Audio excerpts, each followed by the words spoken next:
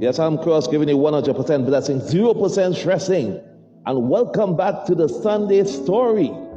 Yes, we are having Sunday Story today with your one and only Cross.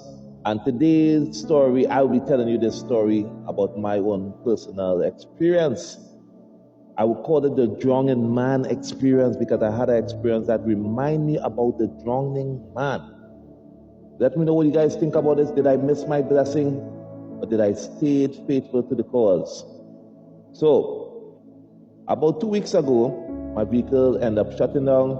We had some mechanical issues. When I went by the mechanic told me that with costs and labor, they will come up between $3,000 to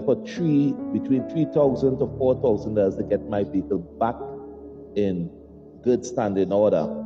That's all right, no problem. Being the praying man that I am, when I pray about it, everybody facing these financial struggles and stuff, I am not excluded from that. So I pray for God to open up a doorway that He could send that funding for me so I could get my vehicle back in order. About a week ago, last week, Wednesday, in fact, went out with my family and we went to a fast food restaurant and ate. And while leaving, right outside the fast food restaurant, we parked right outside, and next to that fast food, next to the vehicle, was a van park, and in the tray of the van had about 12 goats in the tray of the van. And we was like, what? And these goats are messing up on each other. They're just messing up right in front of the fast food restaurant. So we were like, that was strange. But we said anyway. So we end up jumping on our vehicle and leaving to go home. And less than 3 minutes on the road, this big sized manikou just ran in front of the vehicle. And we was like, what in jail is this? That's strange. Goat, manikou. But we don't play with all lot or anything like that. So we just say, that's so strange. What is that? A goat and a manikou. We have no idea what the mark or whatever that play. We let it be and went on our merry way. Right after that, the next day, I went to work. If people don't know, I'm a barber, so I also do barbering. So I went to work in the barber shop. And I reached around 10 o'clock So met another barber who's older than me. So we talking, chatting. And then I told him about my experience with the manikou that ran in front of the vehicle. So when I told him about the manikou that ran in front of the vehicle, he was like, what you saying? How long this happened? I said, just last night. He's like, oh gosh. He took up his phone and checked his phone. The time was on 10:32. He said, oh, come now, Cross, you should have told me this. Before, man. And then he checked again to see what they played. Lord and behold, they played rat, which he says manikou. Manikou is a rat. They played rat and they played all the mega balls. But this man started to quarrel with me. He said, oh, Cross, what you do? He quarreled. He was totally vexed. Man, I just watching him and just laughing and trying to laugh. Because I don't play where he says, to me, it doesn't really affect me. Then he started to tell me about how much it will cost, how much he lost now. Because he said, if he'd have told me that before, I would have played $20 across the board. And that would have given between $8,000 to $10,000 with a mark that called like this with all the mega balls being called. I was like, really? With $20? He said $20 across the board. I mean, everyone, he paid $20 on it. I said, okay, cool. He said, but you, Cross, I know you don't gamble and stuff, but I'm sure if you did play it, you might have played something like a $5. And $5 across the board would have give you between $3,000 to $4,000. I said, really? I said, yeah. Right then I remembered, I said, but I've been praying for God to open up a doorway to send at least $3,000 to $4,000 so I could fix my vehicle, get my vehicle back up to standard. So I watched and I said, this is true, right?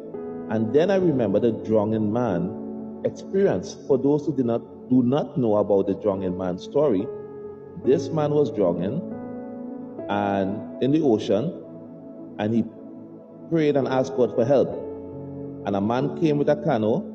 He said, nah, God gonna send me help. He sent away the man with the canoe. People came with a boat. He said, nah, God gonna send help. He sent away the man with the boat, sent away the people on the boat. They came with helicopter to assist him. He said, nah, God gonna come and help me. He wanted God to literally come and help him. So he sent away the helicopter. Lord and behold, after a while, he ended up drowning. And when he drowned and went to meet God, asking God, how come God didn't send the help? And God said, I've been sending the help all the time, and you refuse to accept it. I felt like that. Immediately, that story came in my mind. I was like, God, did you send me my help?